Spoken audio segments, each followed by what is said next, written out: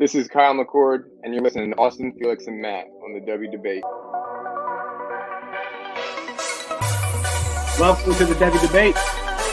All right, boys, are we ready to debate?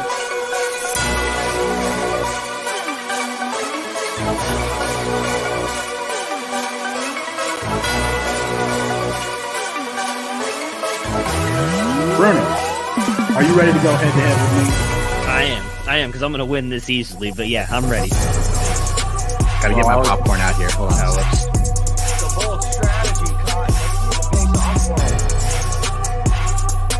I'm Felix Sharp. I know you didn't think that we would get through this episode without mentioning the name one Zach F. Wilson. And on the money. Don't be stubborn. No doubt. Pressure, and Wilson recognized it. Streaks straight up the middle, still spinning, dives for the end zone, touchdown. What a great run. His third rushing touchdown of the game. And that one took some skill. We are watching one of the best college football players in the country. That's Austin Mason. In 1 or 2 years of being there, who is going to be that guy?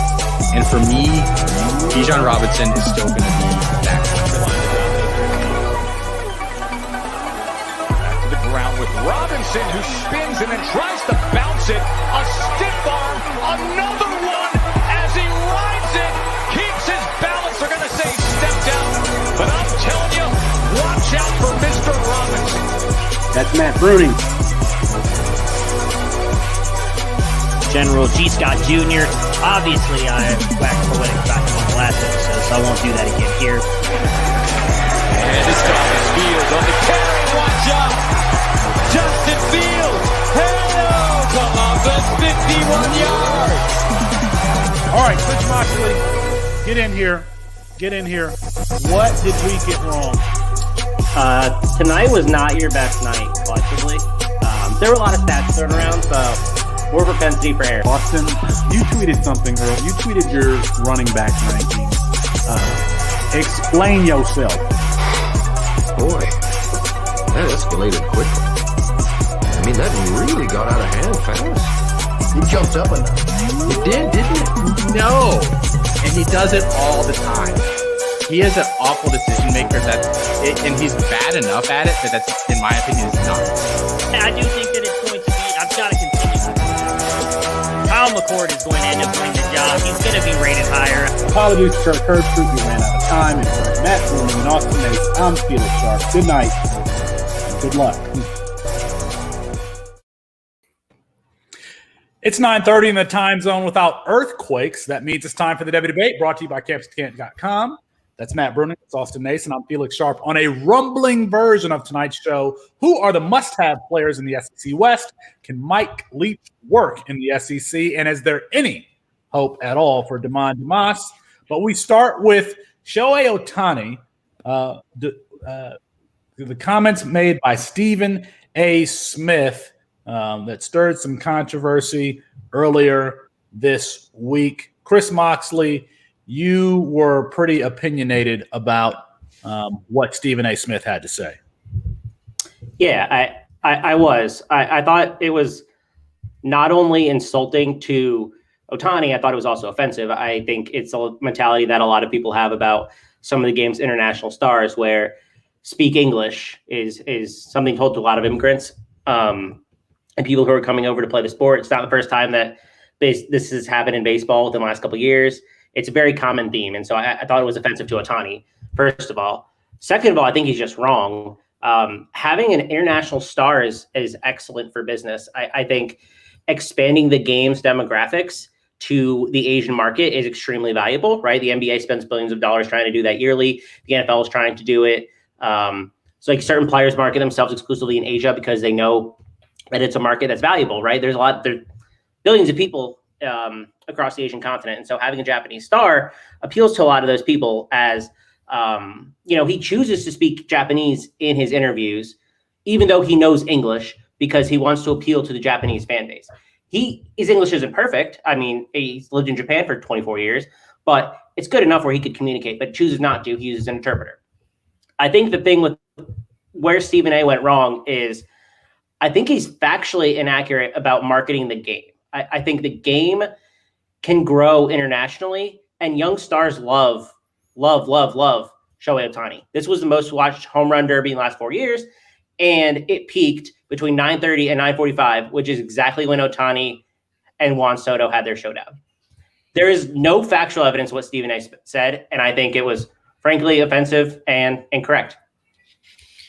Yeah, and I agree with Moxley as the other baseball fan on this show, and I think it was almost ignorant of him to say that. I mean, he pretty much came out and defended himself almost right after he said that, saying that because of, and I'm just going to be honest here, the color of his skin, he could not be racist in the comments and everything that he made, which I think is even more ignorant. And then to come out and kind of retract that statement in a video, like it was like a minute 20 video, and a statement after that where he kind of acknowledged he said wrong.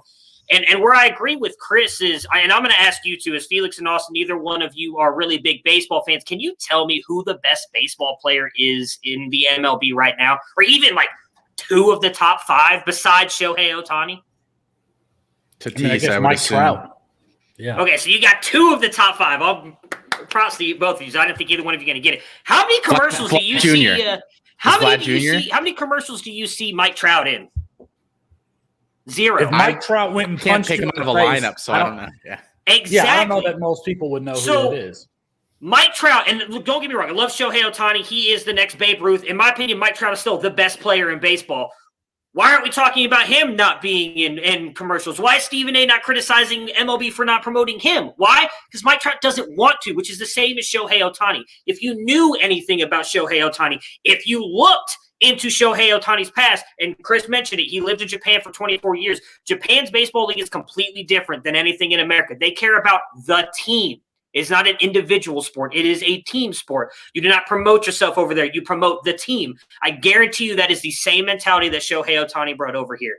There is no issue with marketing the MLB to, as Austin, we talked about before the show, yes, the fan base is an older generation, right? You're talking about upper 50s likely for the MLB fan base, but the younger fans are all of Latin American heritage and Asian heritage, because those are the players that are succeeding now. The Fernando Tatis, the Vlad Jr., like you just talked about, Austin. Juan Soto, who is in the home run derby against Shohei Ohtani. Some of the best players are of Latin American heritage. None of those guys speak very well English, yet they're getting marketing deals in Latin America parts of the world. They're still being promoted very well. So I don't think it's a Shohei Ohtani issue. I would say overall it's an MLB issue. I thought the way Stephen A. handled it and what he said was just, like I agree with Chris, completely wrong, ignorant, and offensive and stupid, if I'm being honest. I think he's paid to say the crap that he does, and I think he was like, I'm just going to say whatever the hell I want because I make millions of dollars, and it's not going to matter. And everybody's just going to be like, oh, it's just Stephen A. being Stephen A., and it's a bunch of bullshit. Now, let me just make one thing clear. The speak English part of Stephen A. Smith's comments I could disagree with completely. My dad's side of my family came to this country from Cuba. My dad is a first-generation American. However, the gist of what he was trying to say is that baseball has a problem with developing its stars and specifically getting an emotional investment from American consumers in these stars. In other words, baseball stars are anonymous until they aren't. And I think that is a long-term problem for baseball. Bruning, you mentioned the league that he came from in Japan. That's the Nippon Professional Baseball's the Pacific League. He was specifically in the Pacific League. What's their DraftKings lineup? What's the DraftKings lineup that you're going to pull from the Nippon Baseball League this week? I mean, what is on FanDuel? What players are we going to play in the Venezuelan Summer League? That's the league that Jose Altuve came from.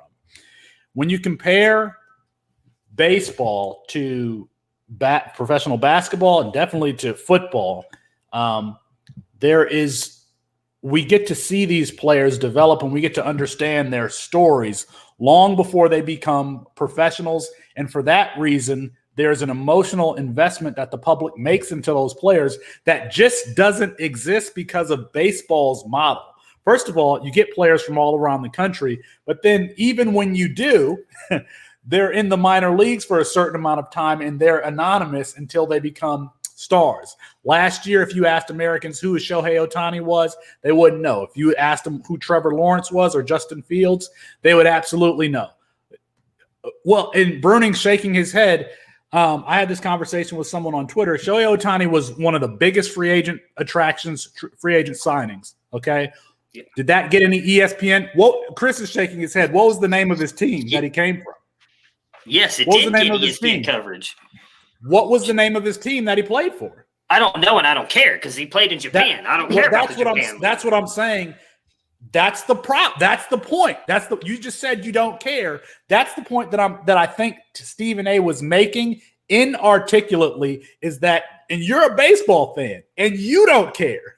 About the Japan League, yeah, no. That'd be like who was it that came from the CFL? Was it Flutie? Let me finish. So did you care about Doug Flutie beforehand when he was in the CFL before he came to the NFL? No, you didn't. Don't pretend like you did. But Americans cared about Doug Flutie because he had the Hail Mary in college. That's the point that what I'm making. You had no emotional connection to Shohei Ohtani before he arrived in this country, and then you found out about him.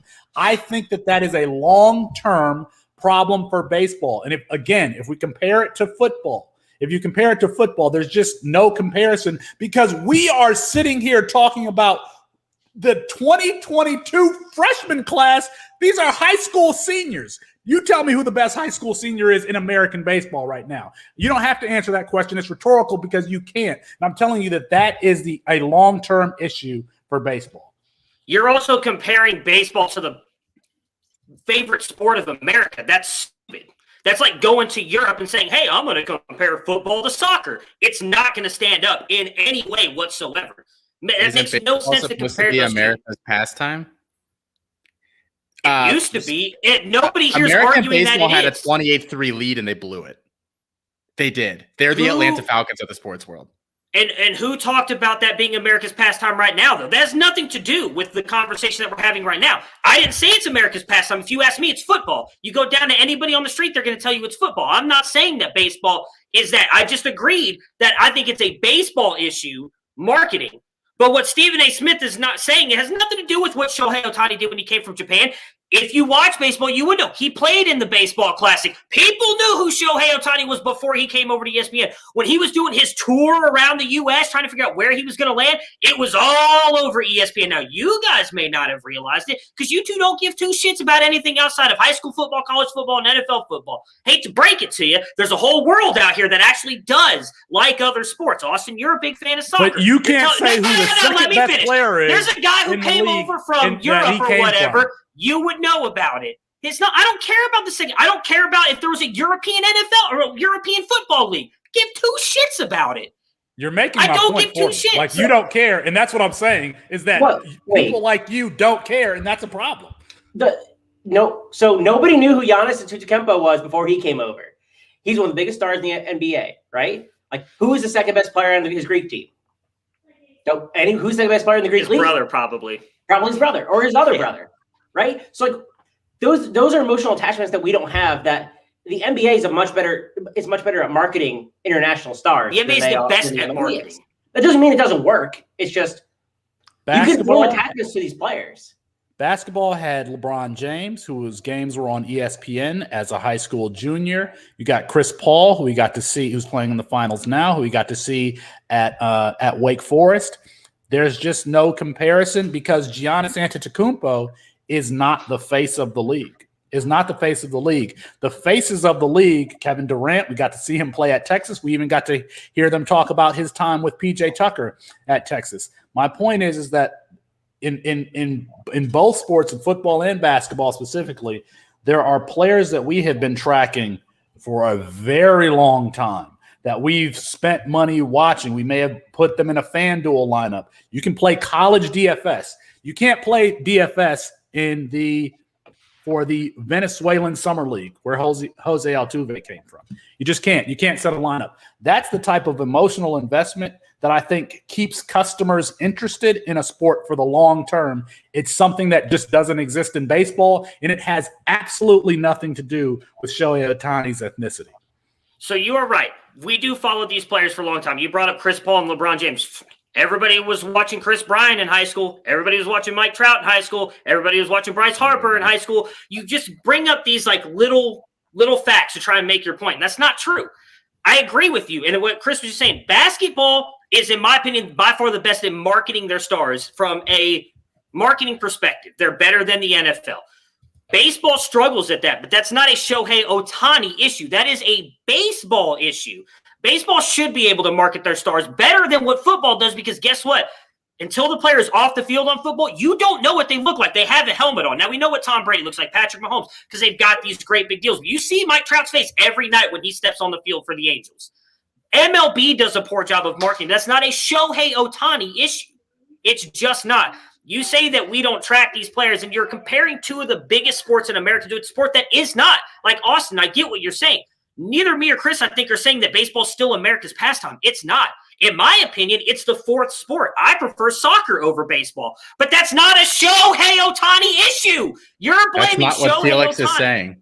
Felix is not blaming Shohei Ohtani. You're completely missing what Felix is saying. What is Felix saying? Let's move on from this one.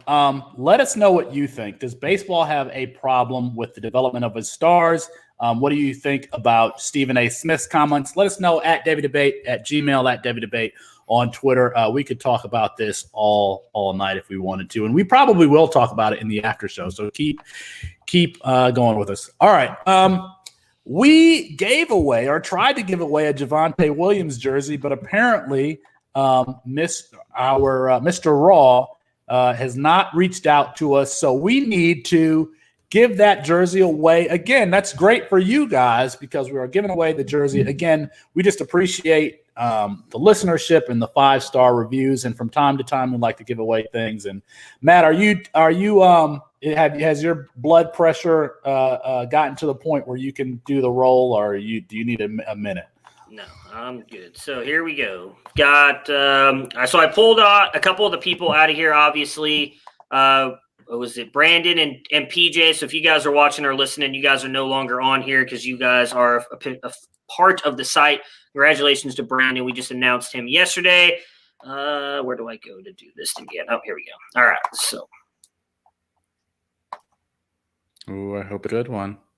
And the wheel is going. The wheel is spinning to pick our winner for the Javonte Williams jersey. And it is Kenmar 10. Kenmar 10. I wish I knew who that was, but if you could reach out to us at Devy Debate at Gmail or any one of us on Twitter, hopefully you're on Twitter, and you can reach out to us, and we will get that Javonte Williams jersey to you. So Kenmar 10, if you could reach out to us. All right. Austin, I wanted to talk to you about Mario Williams here, and I hadn't put a whole lot of thought into it, but you hate Mario Williams. You've been talking about it on Campus to Canton, the Campus Life podcast, how much you hate him, and Colin is over there just co-signing with you. I think that I need to, the same way I have a bet with Matt about Kyle Pitts, I need to have a bet with you about Mario Williams. I'm just not scared of that wide receiver depth chart, and I think that Mario Williams has inside-out versatility to play multiple positions, even as a freshman. And it's funny, on Campus Life, you had highlighted in the spring game how he had a fumble and, this some other mistake he may have made. Well, he made those mistakes playing with the ones. And I think that shows that they're going to try to use him. And those are mistakes that you should expect with a freshman. Austin, if I gave you 425 yards for Mario Williams, would you take the over or the under on that number? Under. Okay, I would take the over. So because there was no Mike Woods there. There was no Mike Woods there for the spring. That's true. And I think Woods. True. It's Woods, Mims, and then probably Weiss, I think, are the three. That's starters. true. But Spencer Rattler could support 3 players with over 500 yards receiving. So I need to figure out what the bet is going to be, but let's use that number, 425 yards receiving, and that's something that we'll pay attention to here moving forward. All right. The bulk of tonight's show is previewing the SEC West. We finally got to the point where we say, hey, we need to talk about each of these conferences. And we're going to start with the SEC West. First with Mississippi State. The question really is whether or not there's any fantasy relevant players here. Will Rogers is probably going to be your starter at quarterback. They've got Sawyer Robertson, the highest rated recruit in the class, but he was not, I don't think was he there in the spring? I don't think he was there in the spring. Jack Abraham was running with the twos during the spring game. One of Austin's favorites, Jaden Walley, should see a big bulk of the receiver market share there. But quite frankly, I still don't know yet whether he's an NFL wide receiver, but he should be great for you on the college side of the campus. To Canton Leagues, as Austin articulated a few weeks ago, why Wally was one of his favorites. They do have 2 4-star wide receivers coming in Theodore Knox and Antonio Harmon. They've also got one of my guys, a profile like one. He's a 3-star player. I think his last name is Buckhalter, 6'3", 220 pounds, and so he's a player that I'm paying attention to, but not someone you want to roster at this point. And then in the backfield, Jaquavis Marks is going to be catching a lot of passes. I don't know how much we can trust Mississippi State for Devy purposes. I don't know if you want to have any of these players rostered for Devy purposes, including Wally, who's probably their most desirable fantasy asset. So Mississippi State, we'll see. We'll see what year 2 is like for Mike Leach and company. Yeah, it's so hard to give people Devy advice in terms of who you should roster and who you shouldn't, because I play in a league that's 1 round Devy every year. I've seen leagues that do 10 rounds every year. And a 10 rounder, yes, Jaden Walley should be rostered. And a 1 rounder, hell no, never in a bajillion years. So it's really, really hard to give advice. I generally try to see, like anything longer than 3 rounds each year, and really depending on how depleted it is, Wally is probably the only guy I want. I do think you're sleeping a little bit on Malik Heath, who burned the shit out of me last year in a bunch of leagues that I have him in, but Riddler in our Discord really, really likes him. JUCO guy, big, was supposed to start last year. I think he got injured a little bit, so I think he's one of the starters. And then Dylan Johnson is the other running back there. I think he's just as talented as Jaquavius Marks. So just a couple nuggets of information that I felt like I wanted to toss out there. Is Mississippi State that can knock off Alabama this year? Could they give Alabama a run for their money? I don't think so either. I don't think so. I don't know that they're the most relevant team. But Arkansas, Austin, is kind of been an upstart, and they continue to be on an upward trajectory. Yeah, I think they could be anywhere between like 4-8 and 7-5 this year. I think is really their range. I have them at 5-7 right now. But I mean, they're building something there, in my opinion. Second-year head coach Sam Pittman, former O-line coach at Georgia, good recruiter, wants to run the ball. Last year, they averaged 39 rush attempts per game as opposed to 28 passes. He wants to get the hog mollies up front. He wants to grind the ball. That old school SEC type offense is what he wants to run, which is good because their quarterback is a big question mark with KJ Jefferson there, who's a third-year guy. They graduated Felipe Franks, who they brought in because they didn't trust KJ Jefferson last year. So I don't know how much we trust KJ Jefferson. He's very much a rusher and not much of a thrower. The running back room is kind of where I think the most intrigue and question marks are in this roster going into the season. Traylon Smith, the big returner, but he's at 5'9", 190, more of a change of pace guy, and definitely can't be the lead back, in quotes, for a team that wants to run the ball 40 times a game. But he's a good pass catcher, caught 22 passes last year, averaged over 5 yards per carry. So, I mean, he's a good player, transferred in from Arizona State. The big question, I think, is going to be who's the guy with him.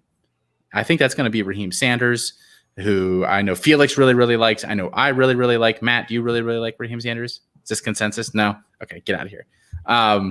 Matt doesn't like anything anymore. But go ahead.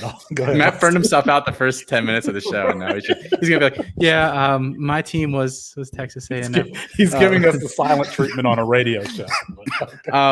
Raheem Sanders, a number 14 athlete in last year's class, 6'2", 210, which is why I think he's the obvious Thunder Lightning guy here with Traylon Smith. They thought he'd be playing wide receiver. He got to camp. They really like the ball in his hands. They named the guy Rocket. Okay. Like his first 3 days on campus, I'm pretty sure he's going to get touches this year. You don't just nickname some random kid Rocket. Like, yes, they really, really like him. And then they have AJ Green too, who was actually the 7th rated athlete in the class. He's 5'11", 194, decent size. Was not there for spring. So I think he's going to sit a year, but I think he's a guy you keep your eyes on for him to do something in the future. Treylon Burks, the big name everybody knows. I'm not going to really talk that much about Treylon Burks. I've gushed about him. 6'3", 225, second team All-SEC receiver last year. Going to have another big year this year regardless. The big question is who's the second guy? They had Mike Woods, who we just talked about with Mario Williams there. He transferred out after the spring game, so I'm sure they really appreciated that.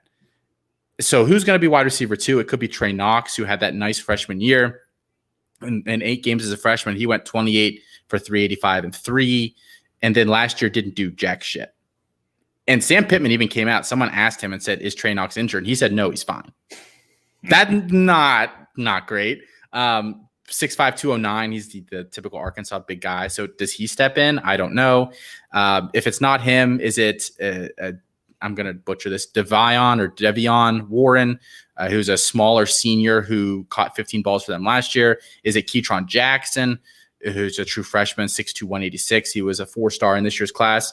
Or is it a tight end? They have Hunter Henry's brother there, Hudson Henry, who was a 4-star. Big is 6'5", 255. Was not very productive last year. He's a third-year kid. They have a tight end named Kern as well, who I know nothing about, but he caught a few balls last year. But I really think for this team to hit the 7 or 8 wins, they need a second guy to step up. So that's going to be the question for them this year. KJ Jefferson showed flashes last year against Missouri. I feel like everybody showed flashes against Missouri, but KJ Jefferson definitely did. And he does have that dual threat ability, and he's aggressively throws the ball downfield. Now, that's easy when you've got Treylon Burks. But Adam Lewis is someone who's high on KJ Jefferson as a sleeper, and I like that too. One thing that's significant that should be noted about Raheem Sanders is that he's number 5 for Arkansas, and I don't know that that's something that should be taken lightly given the history of that number with is that Darren McFadden's number? That's Darren McFadden's number with the Razorbacks. So and then the other interesting thing, as you noted, is there was a point, I think, their freshman years where Treylon Burks and Trey Knox had similar value. Trey Knox was higher rated. Yeah. Yes, absolutely. Yes. Yeah. And as you said, he didn't do anything, but it'll be interesting to pay attention to that as we go forward. Matt, what do you got with Auburn? All right, so I've got Auburn. I went through and looked at welcome to the show, by the way. Their schedule and everything for the preview here. So I went through and looked at it. I think I've got them going like 7-5 this year. They've got 2 big swing games early on in their season. I think could lead to a better season, but I have them losing both of those right now. That's Penn State in week 3, which I think could be a really good game, and then LSU in week 5, really kind of depending on how LSU looks. I do think they're a team that could bounce back this year. So Auburn brings in new head coach Brian Harsin, mostly for his time at Boise State. He comes into a team with some interesting Devy and C2C assets moving forward. Auburn is a team that at times sneaks up on their opponents in the SEC, though I don't see that happening this year, as I just talked about with what I think their schedule is going to do. So obviously the big name here is Bo Nix, junior quarterback. He seems to kind of be a punching bag for a lot of people in the Devy community. I'm not completely going to write him off, though. Austin and myself talked about this. It may have been a couple episodes ago, I think on the after show, that Gus Malzahn has really not developed a QB, and I don't think his offensive system is very good for quarterbacks. And I'm not trying to say that Bo Nix is good. I don't have him as like 1.1 in the NFL draft like PFF does, but I would not be surprised if with a new coaching staff and a new offense that I do think is better suited for his skill set, that we see more of good Bo than bad Bo in 2021. I think Bo finishes as a top 40 player at his position in fantasy this year. His current consensus rank for us is 66. He's my QB 59, and his ADP is 212 right now, as our current ADP just dropped. Next up for the RB room, I got a little bit on Tank Bigsby and Sean Shivers. So I don't think Shivers does much, but he might be worthy if Tank Bigsby gets hurt. Bigsby is obviously going to be the guy, though. What we've seen from Harsin in the past, Bigsby could be in for a huge season. Harsin has helped guys like Helani, Alexander Madison, Jay Ajayi, and Jeremy Nichols all succeed not only at the college level, but the latter three ended up in and on NFL teams. Bigsby is a beast. He already has the NFL size and is elusive and a fairly decent pass catcher as well. He's got a nasty dead leg and is a very patient runner. Bigsby is going to smash this year, likely as a top 10 running back for fantasy, and is most likely at worst going to be the third running back off the board in the 2023 class. His site rank right now is 5 with an ADP of 8.25, the fourth running back off the board in C2C leagues. Then last for the wide receivers, so Elijah Canyon, the sophomore, 6'4", 214. He's got good size, decent speed. I think he leads the group here. If Nix does improve, like I expect him to take a couple steps forward, I think this is definitely going to help Elijah Canyon. I think he could get up to about 1,000 yards receiving. He was just short of, or maybe it's a little bit. I think he was like 600-700 last year. So I think he could get up to 1K this year. You've got Javarius Johnson, the sophomore. He's on the smaller side, 5'9", 180. I don't see him having a massive season, probably a guy to avoid altogether. And then a guy that I like, I think I stash him on some of my C2C leagues. I think he could have a bright future, though. Not good that he hasn't, crossed Jarek's magic line yet in year one. But I do think he could possibly take over the number 2 role, and that's Kobe Hudson. He's an all-around athlete who saw limited time last season. Like I said, I do think he could take a jump forward this year. He's probably irrelevant when it comes to fantasy this year, but as Austin mentioned, in some deeper Devy leagues, I do think that he could be a stash and a guy, as well in C2C leagues, you can grab really late in your things. I don't even think he's on our ADP chart, so he's not going anywhere in like the top 300 plus, that I think could get 500, 600, 700 yards receiving this year, and I think is a worthy stash on your rosters.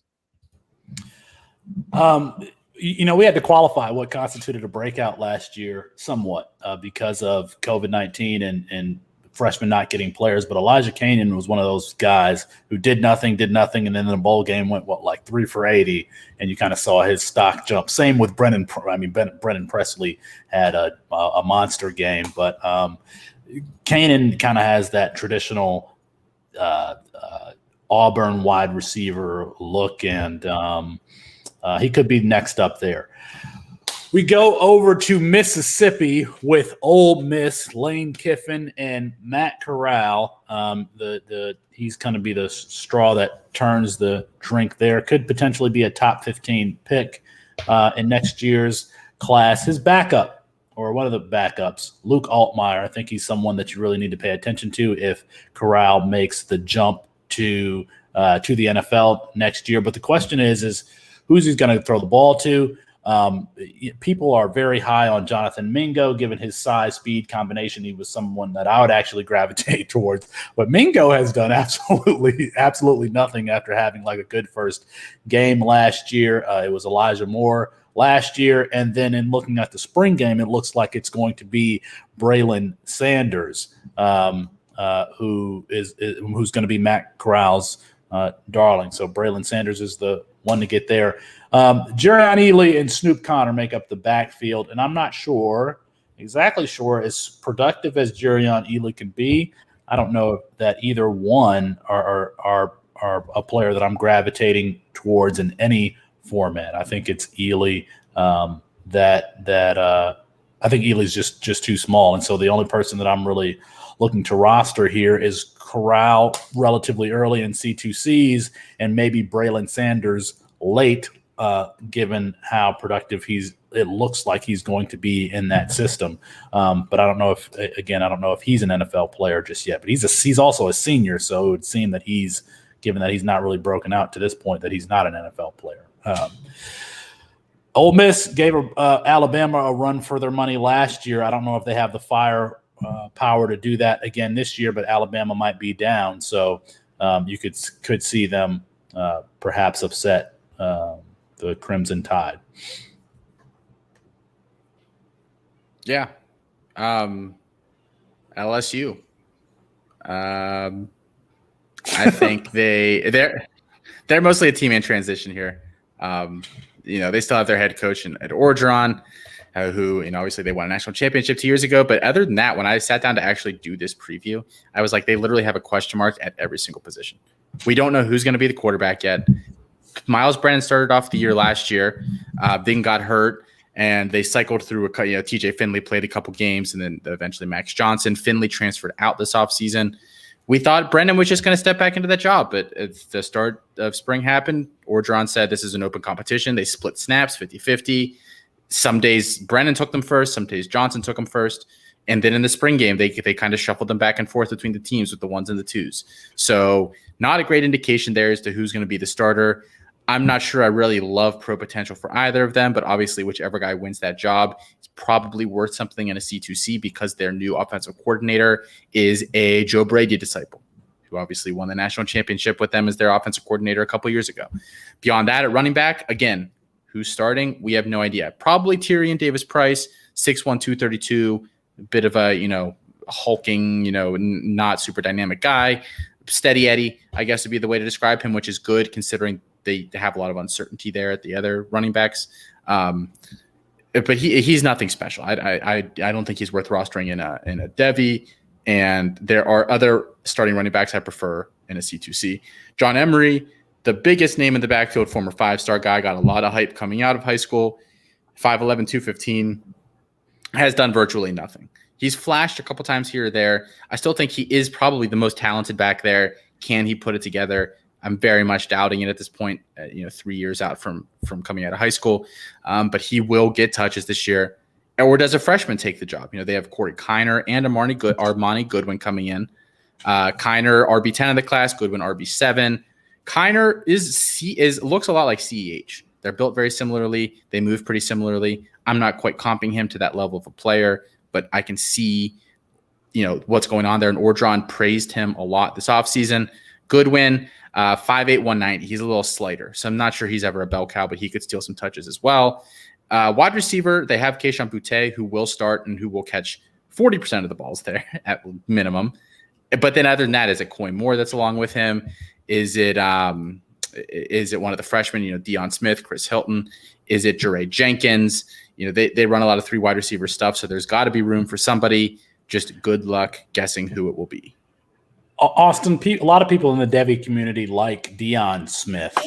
Why him over Brian Thomas or any of the other LSU freshman receivers?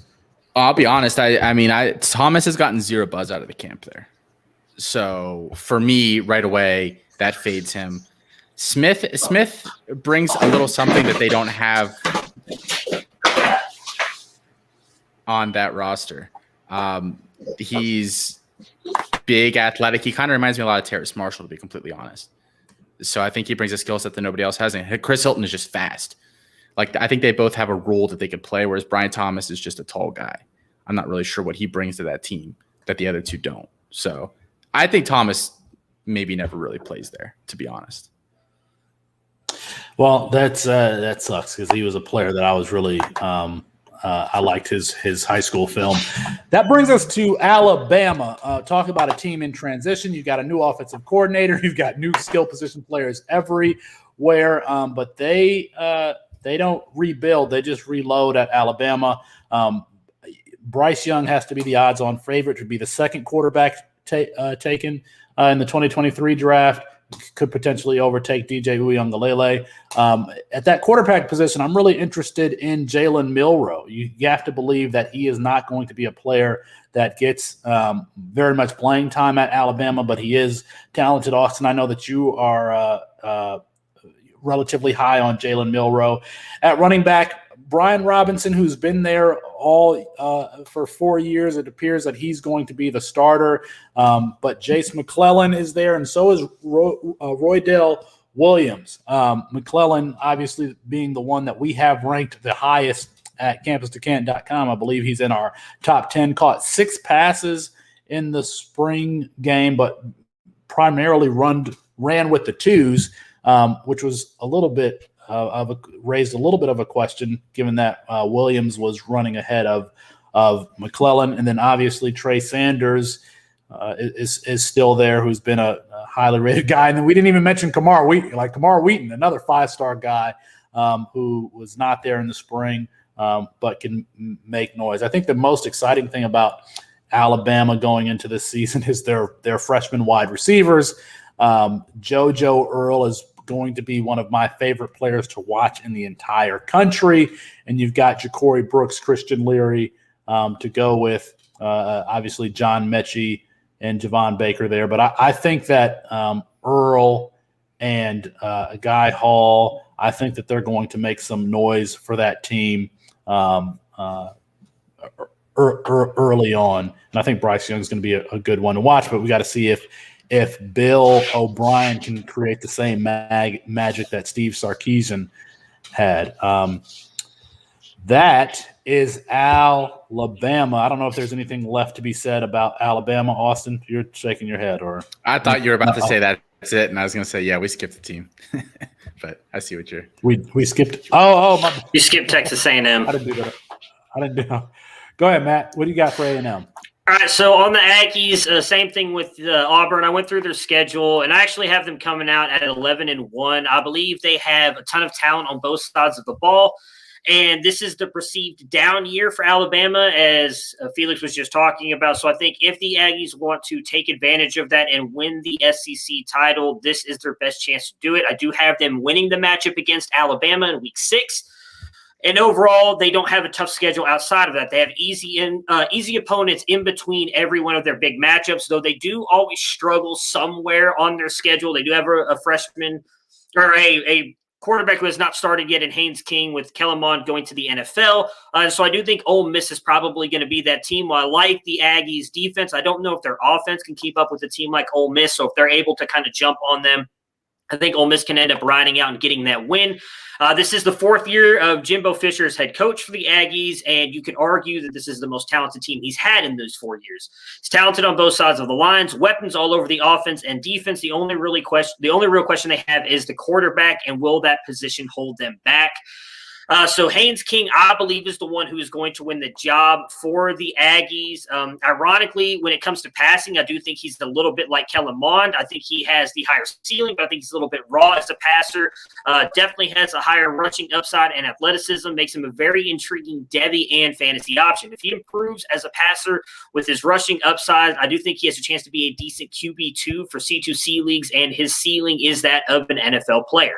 His ranking currently on our site is 27, and his ADP is 104.25. He's the 24th quarterback off the board. Not only do the Aggies have one of the best running backs in college, but they also have a very loaded room. Isaiah Spiller, the junior, is a player loved by most at our site, campus2canton.com. He is sitting at RB3 overall in our ranks and coming off the board at an ADP of 7.75. Is the 3rd RB off the board. He has, as Colin and Austin said recently, size-adjusted athleticism. His leap forward from his freshman to his sophomore season was incredible. He's a good receiver, great burst, incredible lateral agility. Overall, just a very complete back. He lacks that breakaway speed, but will likely produce as a high-end running back in college and be one of the top 2 picks at running back in the 2022 class. You've got Devin Achane, the sophomore, should be the main backup. I do think he gets a decent amount of work this year as well, assuming that they allow Anai Smith to play more wide receiver than running back, but he's a versatile weapon who could go both ways. Achane is extremely fun to watch. He's got a ton of speed and elusiveness in his game. He's a good receiving threat as well. Achane, I think, will have a decent season, hoping he can get that 40 carries that Anais got last year. Achane got as well. If he could get close to those 80 carries this year, I think he could be in for a decent season and a guy to kind of buy now, because I think he could be in for a massive junior season next year once Spiller goes to the NFL. Then you have Anai Smith, the junior. He's kind of the jack of all trades. He should be one of the main targets in the receiving game if he plays most of the time there, but he does have the versatility enough to play at running back at a fairly high level.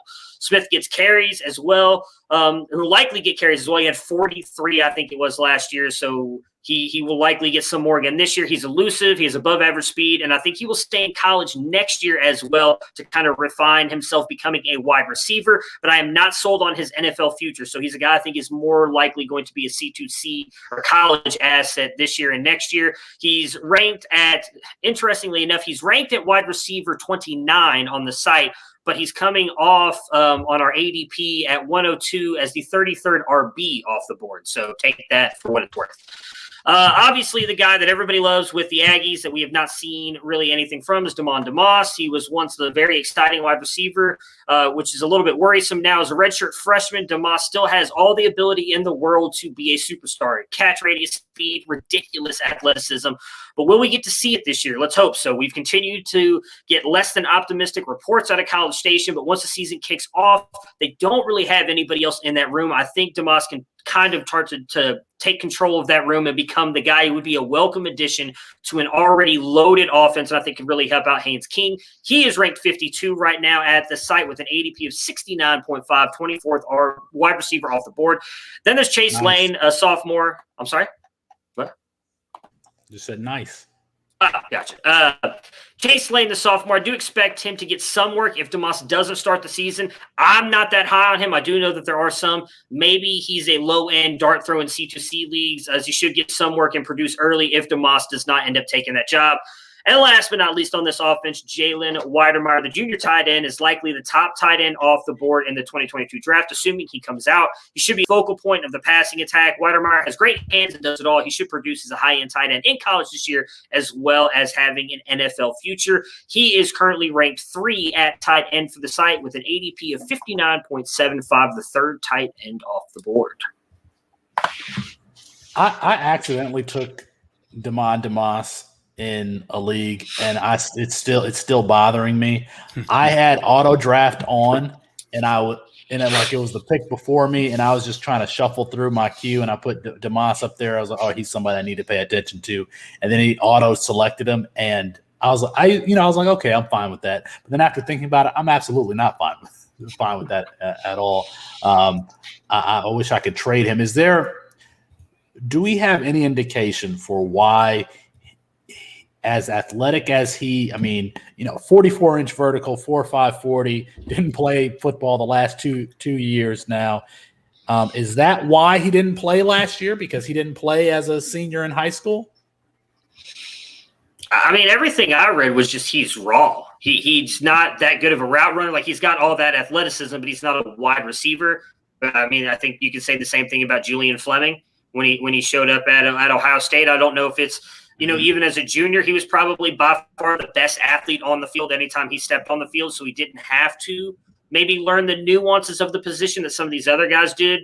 I know there's been some of the off-field stuff. I'm going to be honest, I haven't dug deep into that. I know there was some talk about it, some stuff he was doing off-field. There was a lot of talk that he might transfer at one point because of that stuff. So I think Jimbo is one of those guys that unfortunately maybe a little bit comes from the Saban tree, right? Like, once you get in his doghouse, it's kind of hard to get out of. So that's my biggest fear with him, is maybe he's not doing anything wrong at this point, but Jimbo is just kind of holding it against him right now. And so he's not getting any playing time. That was last year. Obviously that could completely change this year. It's one of the things I'm most looking forward to with this team, is if he can get out there. I think Texas A&M, if Haynes King can get it right, is going to have a very, very good offense. He's scary. He should be the best athlete sitting on the getting on the field even in college with the numbers that we saw him put up, at least the athletic numbers. And then Texas A&M doesn't have a wide receiver from that depth chart from last year that makes you say, oh well, he was sitting behind so and so. So that's. I'm very, very upset to have rostered DeMoss at least in one league as early as I picked him. Matt, who you got winning the Coach of the Year in the SEC? It's got to be Saban, right? No, if Jimbo Fisher beats him, I'm taking Jimbo Fisher. I'm sure we'll get close as we get closer to the season. We'll talk about this stuff. I do have Texas A&M winning the SEC this year. I think this has got to be their year. Their defense is loaded. If they can I know they didn't come close to beating Alabama last year, but if they can kind of do it with Bryce Young, maybe rattle him a little bit, and they can get that win, I think if Jimbo wins the SEC, he becomes Coach of the Year. Austin, who would you say is the most undervalued Devy/C2C asset in the SEC West? I mean, there are a lot of players to choose from. I know I have my favorite, but who's yours as far as underrated asset in this division?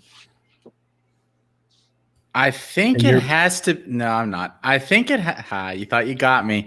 I think it has to be somebody that's on Auburn, because I think that offense is going to pick up with Harsin there over the next year or two. And as I always talk about, and why I prefer winning a lot on college side of a C2C, is because a lot of the time production begets draft capital, especially at a school like Auburn. I think if they come out this year and have a much improved passing attack, whoever the wide receiver one ends up being, Elijah Canyon, or I think Canyon is probably the guy that ends up being the wide. Like, I think that is a guy that could be going in the first 2 rounds of startups next year if that offense looks more explosive and he has a nice year. So I'm going to say that he is the guy that is the most underrated on this side of things. I don't have an objection, but I'm going to say it's Slade Bolden.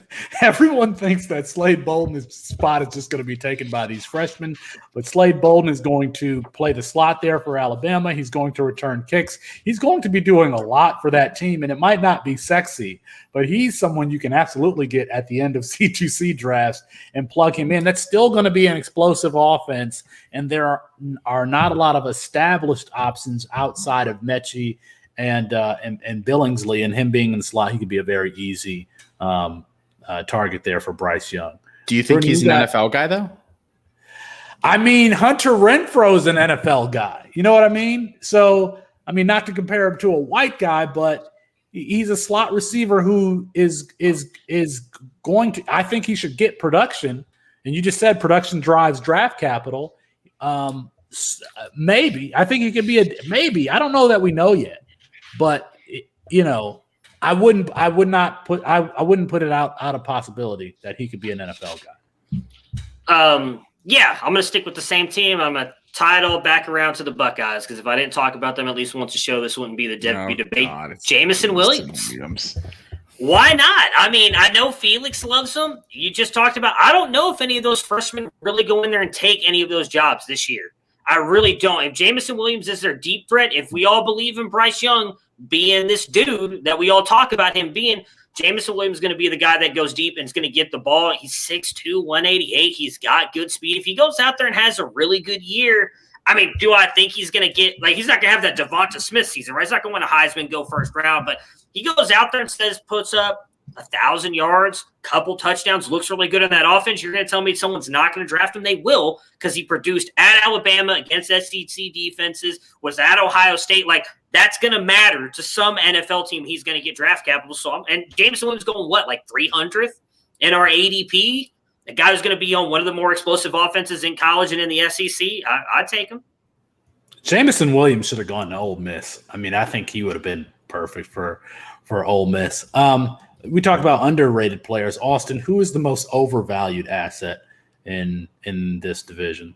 It has to be Jerry and Ely. I almost said Tank Bigsby to be like a little hot takey, but it's Ely, who is 180 pounds soaking wet. He's not going to get any bigger. He's not that great of a football player. He's fine. I don't understand, like, just the hype around him for a guy when the NFL just showed us that they don't want guys that are 185 pounds to then take this guy that you have to spend an early pick. In Devy leagues, he's like a 4th round guy or whatever. And in C2Cs, I think he goes top 6 or 7 rounds at the minimum. He's a perplexing one to me. And he's not even like, I don't even know if he's like, they have Snoop Connor, like you said. They have other backs on that team. They have Henry Parrish. They have other backs. He's not even going to get he's not a bell cow. I don't know. There's nothing there that's appealing at all. I was afraid it was another running back in Jace McClellan because of where he was playing with the twos in the spring game, even though Brian Robinson didn't play, and Brian Robinson is projected to be the starter, and Roydell Williams was running with the ones there. But that's going to be a committee. Jace McClellan was the second leading rusher for that team last year, so and he showed his versatility in the spring game, so I don't have a problem with Jace McClellan. I think Ely is the pick here. Yeah, I agree with Austin.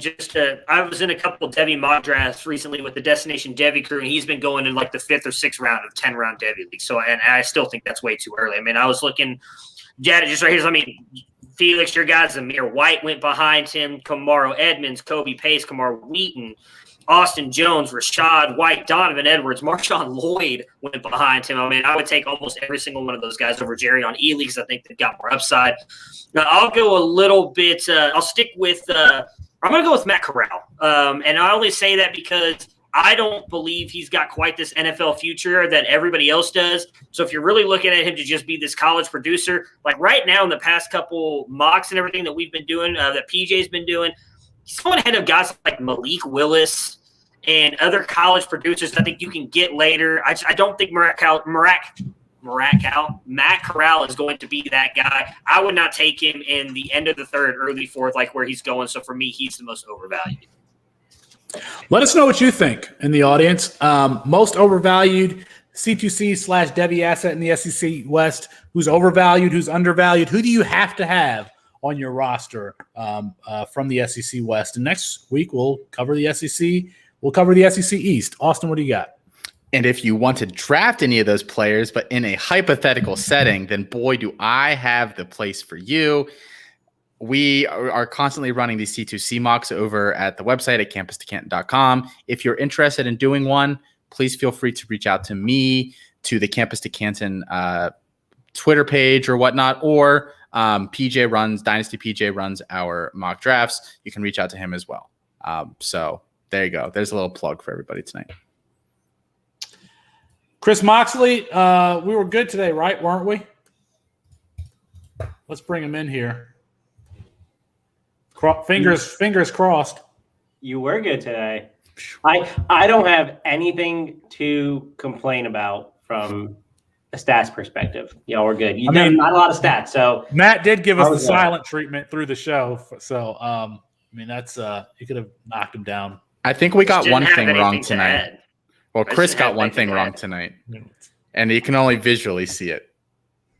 And I'll leave it at that.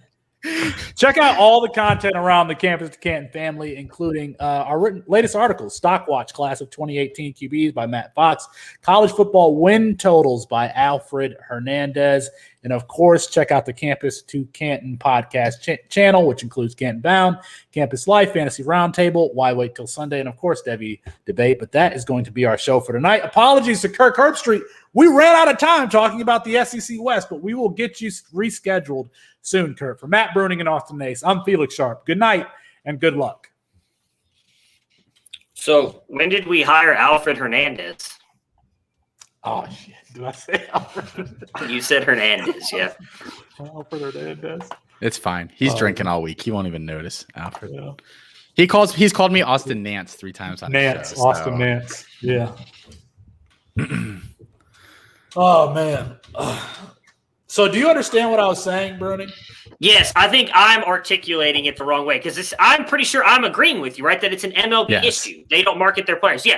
What I'm meaning is probably what you were saying at the first part then. I think that when he said the thing about Shohei Ohtani, that is not Shohei Ohtani's issue, about him not speaking English. That's what I was trying to say. That's where I had the biggest crux with his argument. I agree that MLB doesn't market their stars. That's why I brought up the Mike Trout thing.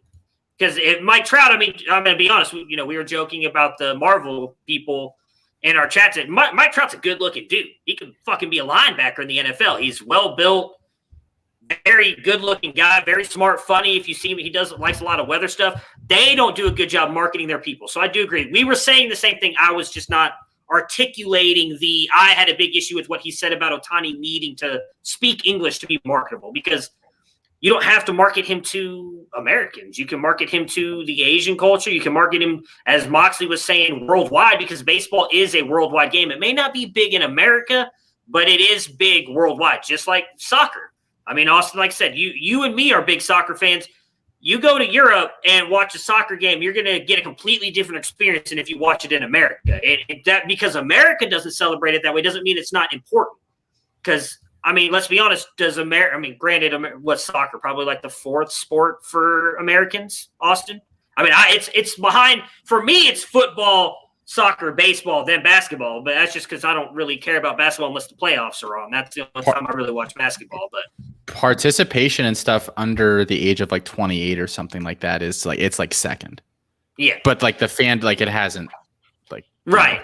So my point with that was going to be is because I think the MLS isn't quite as big, you still don't see the marketability in that either. Like, who's the biggest marketed soccer star? It's probably Alex Morgan, and that's just because of all the success that the women's World Cup team has had. think in 30, 40 years, though, you'd much rather own a soccer player. A professional soccer team. I agree. Than own a baseball team. Oh, no, I agree. No. I mean, there's too much revenue in ticket sales for in soccer? baseball. I mean, because they have.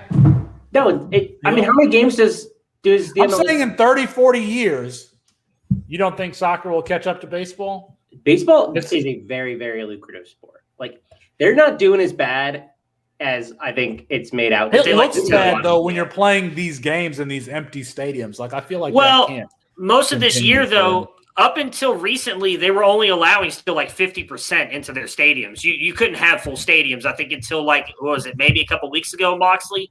A lot of stadiums started saying that they go back to 100%. Yeah. So, yeah. But I mean, no, I agree with you.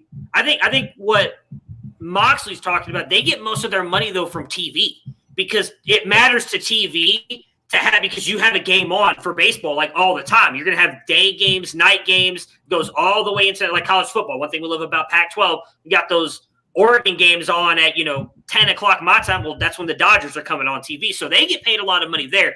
Where I agree with Felix.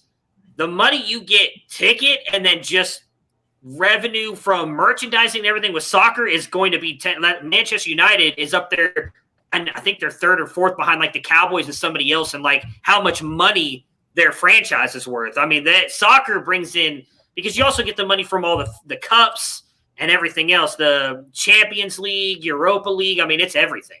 Yeah, but I don't think – I thought, Felix, your comment was only about like the MLS versus the MLB. Or did I don't know. Whatever the most popular soccer team is, I just think that team might be worth more than that might already be. Is it Manchester United? Is that the soccer team? Real Madrid, Chelsea, but that's the thing. Like Manchester United, it's like, it's an American family that owns them. Right? Would you rather own Manchester United or the New York Yankees? I mean, that's the Yankees, but I mean that's. I think Manchester United's rated higher, but that's close. Like, I mean, but there's only like one Yankees. Like, let's be honest. I mean, Moxley, what is it? Yankees, Dodgers, Mets. I mean, who else is really that big out of those three? So, Boston, I mean, if you listen, has a big Boston, Boston. But I mean, I would. The only MLB team that I would have interest in owning versus like one of the other sports teams is the Yankees. Like maybe the Dodgers. Like I would. Like MLS is not, I don't think, ever going to surpass baseball as like a watch sport in America. But I do think that internationally, like there's no. Is that because the best players aren't playing in MLS? Is that right? The best soccer players in the world. I mean, because it's more of an international sport than really any other. It's MLS is the retirement league. Oh yeah. Because David Beckham came flipped. here. It's flipped. It's now more development than retirement. Oh, really? Yeah. Hey, I don't care about MLS. I don't watch MLS. I don't think I've ever watched an MLS game in my life.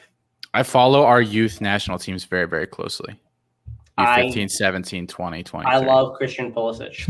Pulisic. Grew up playing against his club team. That's I was thinking, like, if I had to fix baseball today, I was thinking about this, like, how would I fix it?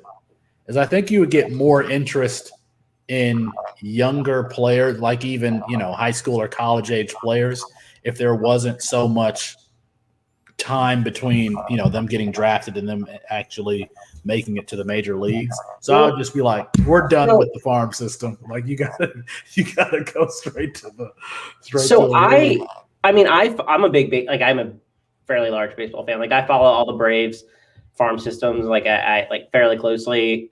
Mm-hmm. And when I lived in Columbia, I would go to Fireflies games and they were like low, they were single A. But there's no attachment to the players because I mean each roster is like 30, 40 deep and you have single A, high A, rookie ball, double A, triple A, like half of those players will never be on your team, right? But I think it's more of a problem. I think it's an MLB problem. I don't think it's a player problem in any way, shape, or form. The MLB is the worst. The MLB and the NHL are the worst marketed sports ever. Their marketing departments are terrible. Jordan, what's Jordan's last name? Who works with Ray? Backus or Richards? No, Jay Rich. Jay Rich. Yeah.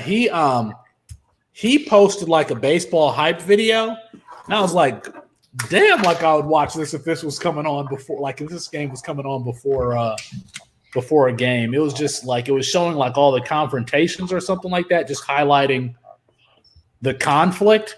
And I was like, "That's a really smart thing to do," and I would probably watch baseball as opposed to just watching someone hit a home run or whatever. I think hockey might have a problem marketing itself, but hockey itself as a sport is a super exciting sport. Look, I don't even think it matters like who's playing. You turn on playoff hockey because the scoring can happen so fast, and they're fucking skating on they're skating on swords, slapping this hard thing all around with sticks, and hockey is just exciting. Regardless. Yeah, I mean, hockey and MLB are set up very, very similarly in terms of like there's international, like big international base, and then there's like multiple levels of development league, and like players can be in 5 different Canadian leagues, they can be in like 3 different leagues in the US, or they can be in like college, right? So like when and there's only 7 rounds, right? So like you don't have to know everybody's names in the draft. You 7-round players don't hit. So it's like same thing as the NFL, right? Like there's not a huge base you need to know these players of. Yeah. MLB, the draft goes 40 rounds. Yeah. Like I don't know every player that gets drafted every year. I can barely remember after like the top like 5. And I'm a big fan. Is Lonnie White going to play baseball? He definitely is. It's more money. Yeah. Especially if you're better. He'll make like $1.5 million, maybe more. Yeah, just for signing his rookie contract. Yeah. Or I think the slot value is like 1.2. I think Austin's the Pitt fan, so the slot's 1.2, but we drafted a catcher first overall. So we're gonna we can probably pay. Such a bad pick. They did it on purpose. They did it on purpose because I think they had a couple of these. The Pirates, their first 4 picks, got all 4 of them were in like Baseball America or Baseball Prospectus or whoever does like the rankings inside their top 32. Like they fucking crushed the selections. It's just. But Jack Leiter, man, like how do you pass on the best pitcher in college baseball? I've heard a lot of people are worried about burnout on his arm, right? I mean, I don't follow baseball that much. No. I'm taking Leiter over Rocker all day.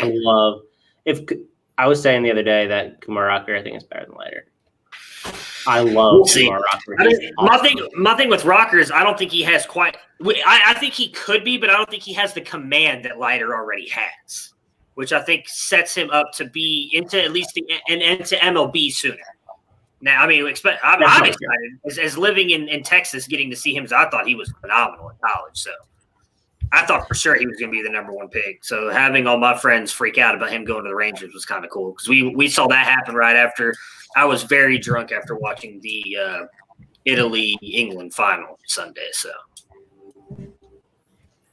that penalty kick, we sat there and I was like you could see in a couple of them's eye, like Saka was not ready for that kick. We sat there, and my wife were sitting there watching. I was like, he's not gonna. And it was the fucking worst penalty ever. It was such a shit PK.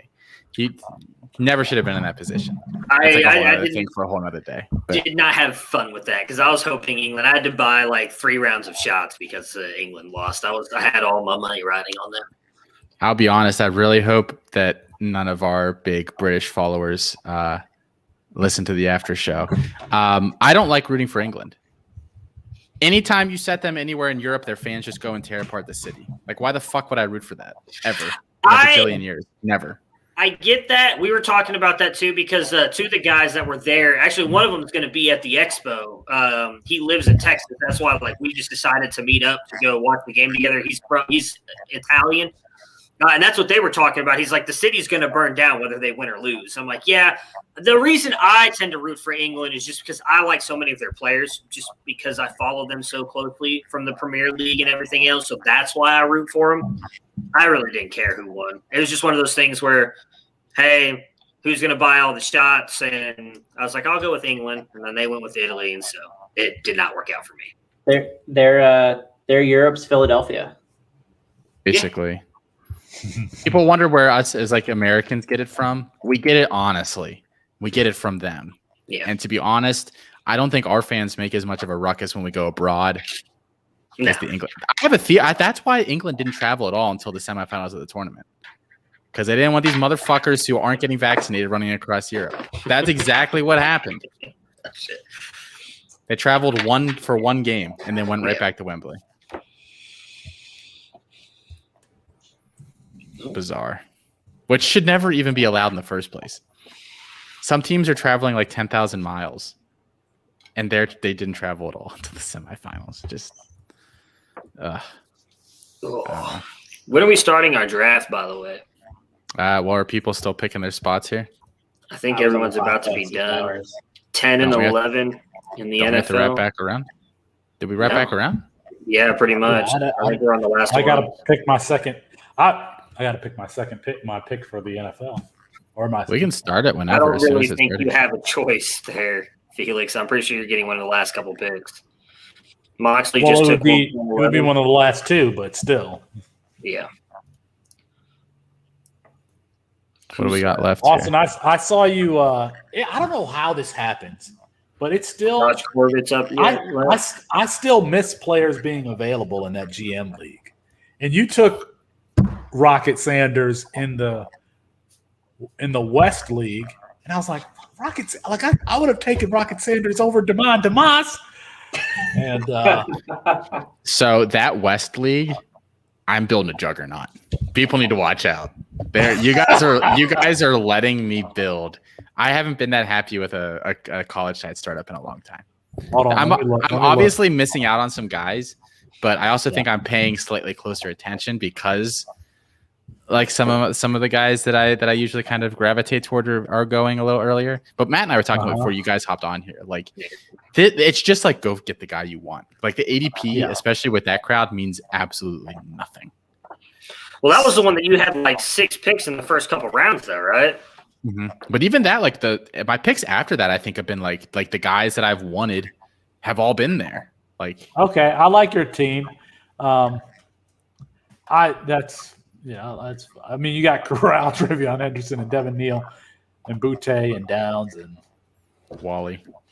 The funny thing is you can a lot of the guys that you have, you can start. Well, you'll eventually be able to start them. I don't know that you can start your running backs yet, but the wide receivers, Butte and Downs, you can obviously start. So can you. And I'm fine with not Mechie taking and Shakur and Wally. You can start all of them. And I'm fine with not taking startable running backs early because college is so deep at running back that in round 25 I can go take Devontae Price or some random fucking guy.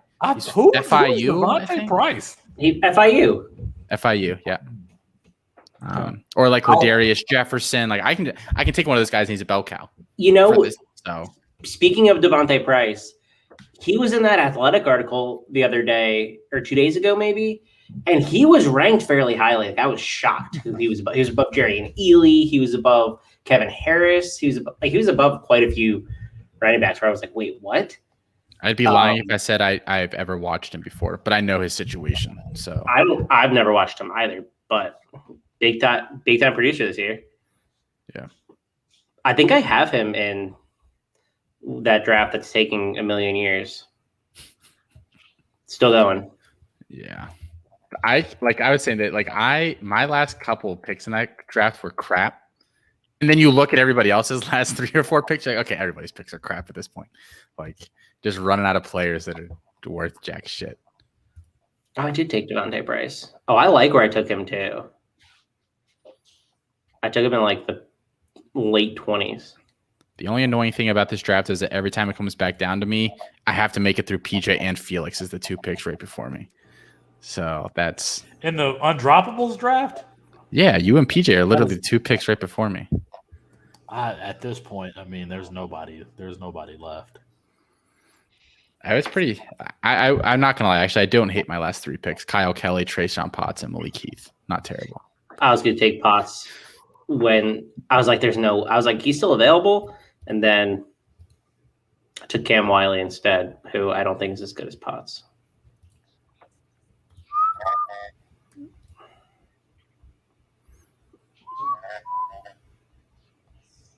He really did. He really did do nothing the entire season, and then went 3 for 80 in the bowl game. Who? Elijah Canyon. Elijah Canyon. Yeah. Is it Canyon or Canyon? I thought that he at least had one. He had no catches the entire year. That's crazy. That's a base like Brennan Presley too. What did he do before the bowl game? Brennan Presley had some stats. He didn't get all of his stats in the last. He was playing. Yeah, I love some Brennan Presley. He had 100 catches and 1,500 yards his senior year. I don't really care what level. I mean, they only play like 12 games. Didn't Marvin Mims too? Did he? Yeah, Marvin Mims owns like all the receiving records in Texas. I'm giving Marvin Mims a 6A, I think. You are. That's what I keep saying. Like I had Mims like right around my 10th wide receiver in last year's class. I think he was like number 12 for me. And that seemed, but I was like, this kid fucking torched Texas high school at a high level. Like there's a lot to be said for that. That's why I like JSN so much too. Besides the fact that like top 25. Yeah. You have Marvin Williams or Mario Williams in your top 8 or something ridiculous. So I have Mario Williams, I think, at 11. Okay. There's a lot Alfred has Caleb Williams at 27. If there was somebody that we all had ranked in our top, I think he has Jalen Wally in his 90s. It was that I was looking. I was like, who is bringing this for? Hold on, I think he had Jalen Wally, Jaden Wally in the 90s. I was looking at somebody today, and I was like, oh my goodness, Alfred. Let's see here. No, he has him at 30. That's what I want to do. That's what I want. I'm going to look. That's why I want to do the show where we make we make a case for a player why a player should be ranked higher or lower, and then the people on that panel for that show that week, they say yes or no that they're going to move the player up or down based on the argument that somebody makes for them. Dwight has a couple that he like really hates that we like at one position. I don't think it's at receiver. Maybe it's at running back. I'm not saying it's like right or wrong. I just know he has a couple that I'm like, wow, like he really hates that dude. No, I'm looking at it's not quarterback. I'm looking at quarterback ranks right now. He's really, I mean, the biggest one is he's got Haynes King at 9. None of us have him even in the top 20. But that's really the biggest one here that I see. Like running back, he has Tyler Algier at 57. We have him at 26 as a group. He has Jalen Berger at 80. And we have him at 27 as the group. Yeah. I'm not saying that's right or wrong. Just like they're ones that he's just very different on. No, it's interesting. Like when we were talking about the quarterbacks in the one chat, because he's got, like I said, I don't know. I don't know how you have Malik Willis ahead of Carson Strong. I guess if you assume he's going to get that first round draft capital and Strong isn't, but I don't get that one bit. Who has him? Alfred has. Again, I'm lower on JT Daniels than everybody else and Keaton Slovis, but he's got Willis, JT Daniels, and Keaton Slovis all ranked ahead of Carson Strong. And Desmond Ritter. He has Desmond Ritter at 5. I feel like if we just stamped Keaton Slovis a Mike Leach quarterback, then people would be like, and wouldn't care anymore about him anymore. I mean, that's what he is. He's a Mike Leach quarterback. Who had a good freshman season. What podcast was it that Christian Williams was it the Draft Network guys that had talked to some NFL people and they said that like a bunch of NFL people and they were saying like he's worse than Jake Fromm. Like, I saw him tweet it today. I don't know where. had said it. Yeah, I don't know. They say he's not a day 2 guy right now. Yes. I mean, I know Cover 3 has said that, but I don't think they've gone to like that length of what you just said. But they've said that I know none of them are big on Keaton Slovis either. The thing is, like, even like if because we liked him because as a freshman he did X. Yeah. But you like him that much because you expect as a sophomore and a junior that he then, goes above and beyond those two things. So now that he did so much worse his second year, how much better does he have to do his third year to get back on that plane? And B, if he doesn't, does he have the tools that some team is just going to bet on him and say like, well, we'll buy the tools and we'll worry about the rest later? No, he doesn't. I think he has to outproduce what he did as a freshman by a lot. That's what you were talking about with Kane when I did that one thread, and I know he disagrees. There's a lot of people who do. I don't see it. I mean, I think I have him the lowest out of our entire group. I think you do at 14. I have him at 13. I think the people that really like Slovis, and I'm not whatever it is, what it is, right? But that's a lot of holding on to priors. That's really all it is.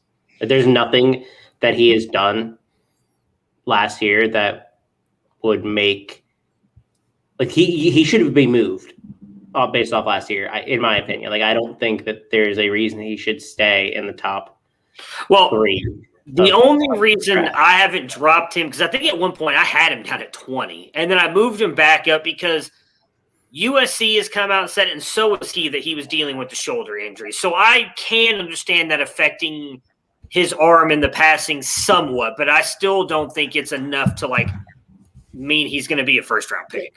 It's not like he had the tools at. Oh yeah, I agree.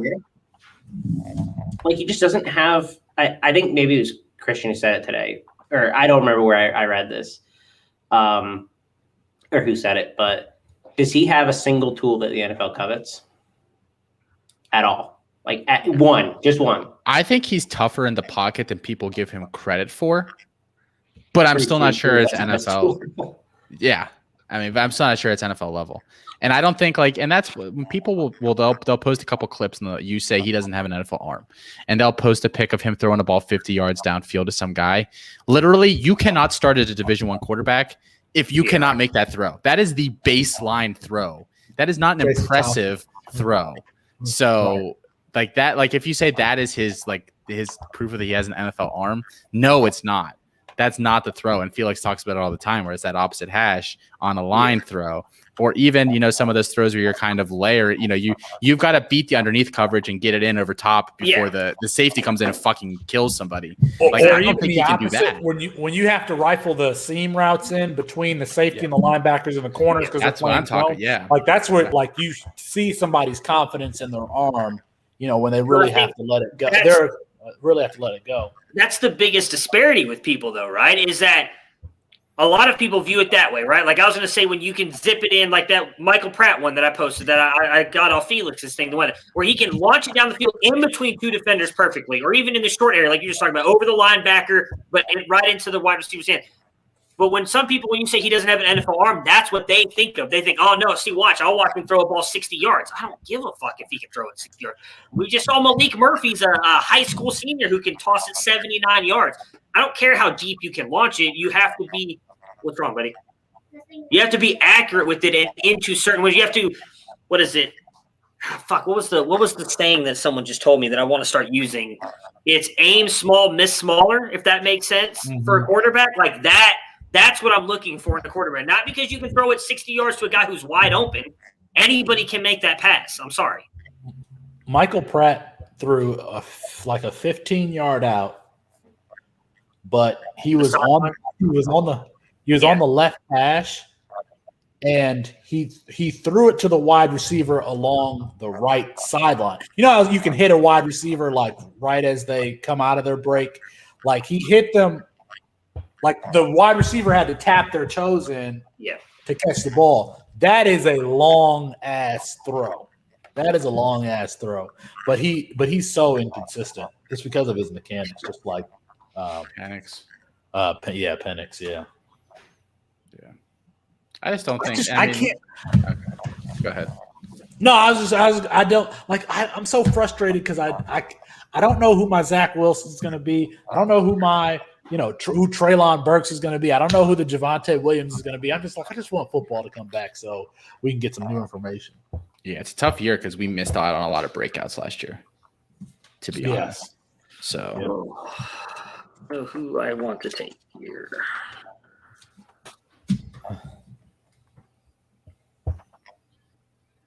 There were so many picks on the West. I'm glad that I have my East team because on the West team, like I felt like I was in a no man's land, and I just in the 5th round, and I was just like, all right, I'm going to take Tyler Buckner here. I took Buckner, and then I accidentally took DeMoss. And I quite frankly, I accidentally took JoJo Earl, but I was like, well, that's fine for me to take him there, but I don't know what I need to be really paying attention. Yeah. That's why I loaded up on picks on the West purposefully because that draft was going first and I knew I could be more aggressive. And once I set the tone on that side with my aggressive picking, that the other side would just start to mirror it. Like everybody's aggressive picking. Like, Jalen Tolbert goes in the 10th and someone's like, well, shit, if I went Jalen Tolbert, I got to take him in the 9th now. Like that's happening all over the place. So I would rather be on the side where I now have a shit ton of picks early and I can set that tone as opposed to on the other side and have a bunch of picks and I'm getting picked off because the other side is a couple rounds ahead and kind of crushing us in that.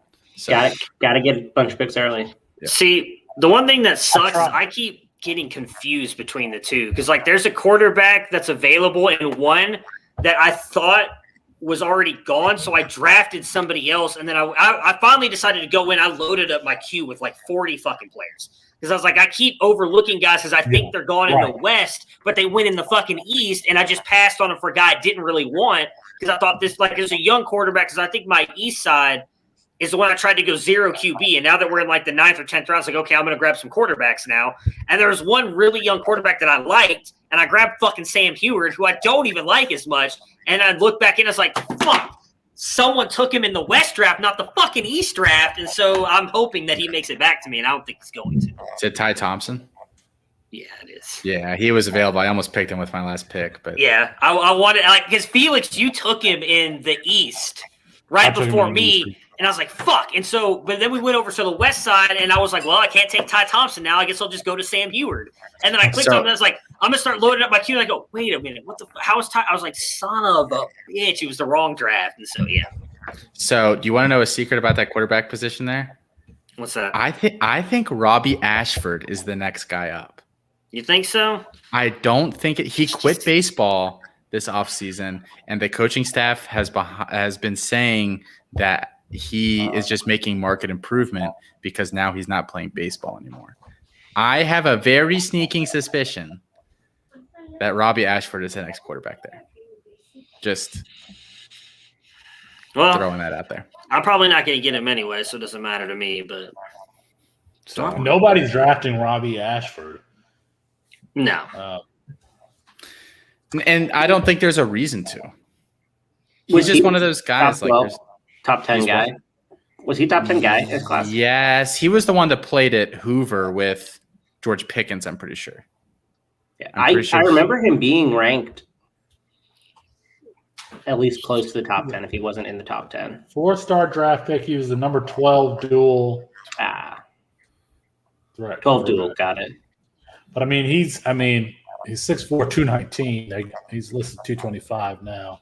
They've said that he has very rare movement skills for a guy his size, that big. So he ran a 4.59 40, 31-inch vertical, 24/7 compared him to Joey Gatewood. Joey Gatewood stinks. That's not the comparison you want. No. I wanted to take Ty Thompson, and I'm like, I had to take him, but his comp is Brad Kaya, and I'm like, oh, Brad Kaya. Hey, famously mocked as a first-round guy, which is like the response when people say, well, Emory Jones is being mocked as a first-round guy. It's like, yeah, so is fucking Brad Kaya. He got drafted in, the 6th round by the Lions? Did he go undrafted? He got drafted. 6th or 7th round. Yeah, he was drafted. Joey I wanted J.J. McCarthy. I was going to take J.J. McCarthy. There was a bunch of quarterbacks that I was going to take. Well, McCarthy is one that I wanted and got sniped. But I got Jake Garcia, which – yeah, you sniped me on that one too. I wanted him to pair with who I just took. I took another guy too. Card. I went like 3 young quarterbacks. Did you see that post by Colin, by the way, in the Founders chat? Report came out today that Hudson Card is likely going to be the starter.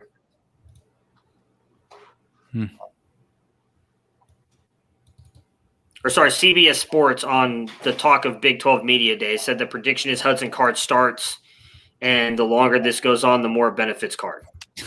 Collins. Yeah. Oh, shit. Didn't realize it was so late. I'll take my answer on air if you'd like. Yeah. He's such a smart ass. That's a prediction, though. I mean, yeah, but I don't say he's report. It's not a report. No, he's yeah, not reporting. Yeah. I don't know. I heard you're going on vacation, Austin. No, like a weekend thing. I'm leaving Thursday night. I thought I was leaving Friday night. So, and Colin didn't want to be flexible and schedule around it. So here we are. What an asshole. I know. Bend over backwards for that kid. Oh man, I gotta get ready to go. I gotta get up at 2:00. Did you watch the finale, Austin? Yeah, I gotta get up at 2 so I can watch it, so I can talk about it tomorrow. I won't have time to watch it when I get home. It's good. I think that's what I've heard. I think people are overstating the ending a bit. Personally. It is always about Colin J. You are correct. You forgot to shave all your face. Jay's talking shit about me today. What the hell, man? He was in a hurry, Jay. He had to hurry up and get on the show. You don't understand how demanding Felix is off air. I wish you would have gone with the Fu Manchu, Chris. So what I did was I literally just walked into the bathroom and was like, I'm going to shave my beard off. And I got like halfway through and like I shaved here first and I had mutton chops. And so I walked in the other room and I showed my wife and she's like, you don't shave that off right now, I'm going to kill you. And so the mutton chops were almost an option. I almost wore them for the show. That I was going to shave them before work tomorrow. That would have been awesome. I thought about it. I'm just picturing the Seth Rogen's cop character in he has got it's a little bit longer. Super bad. Okay. It's a little bit longer. Yeah, that's like what I'm picturing Chris as right now with like all this facial hair going on. So I actually I should have kept the food. I should have done Fu Manchu. I could have done mutton chops. Could have done Fu Manchu. And I'm gonna shave my mustache off because. Austin, are you saying Robbie Ashford this year, or you're saying in the future? Next year. Anthony Brown. To be honest, though, Anthony Brown's not very good. I'm not sure what kind of leash he's going to have, but like, it would shock me if week 6 Anthony Brown's not the starting quarterback at Oregon anymore. No, I have nothing to base that off of. Would I be shocked? No, he sucked at Boston College and then somehow transferred up and is going to sell there. Like, what's with Jay Butterfield? I think he's going to be supplanted after the Buckeyes game, if not during the Buckeyes game, because I don't think it's going to be a blowout like everybody thinks. I think Brown's going to be the reason they start losing that game, and they're going to pull him. There's a lot of quarterback situations that I think could be like that. Mississippi State is one. Michigan is one. Oregon is one. Florida. Potentially, Florida could be one. Washington, I think, could be Carolina. like that. Yeah, Washington. Yeah, that's a good point. Yeah, Texas. Yeah, there's a lot of them. A&M, whoever gets to start a job there, I feel like is like, really. If they name Haynes King and then Haynes King shits the bed and they lose a game that they shouldn't, you don't think that Jimbo's going to be thinking, "Fuck, I got to go back to this other guy"? I don't think Haynes King. Haynes King, I was not a huge fan of him as a high schooler. I'm with you. I think he's got better upside. That's the only reason I think he's going to end up winning that job. I think because he's so much like Kellen Mond, and we saw the way that offense somewhat succeeded with Kellen Mond, I think they're going to go with King. He's a good runner. I don't know what he's like as a passer. He's not good. Yeah. or at least last year and in high school. I don't know how much that's changed, obviously, but am I good to end it, or do you guys want to keep going? End it. Good.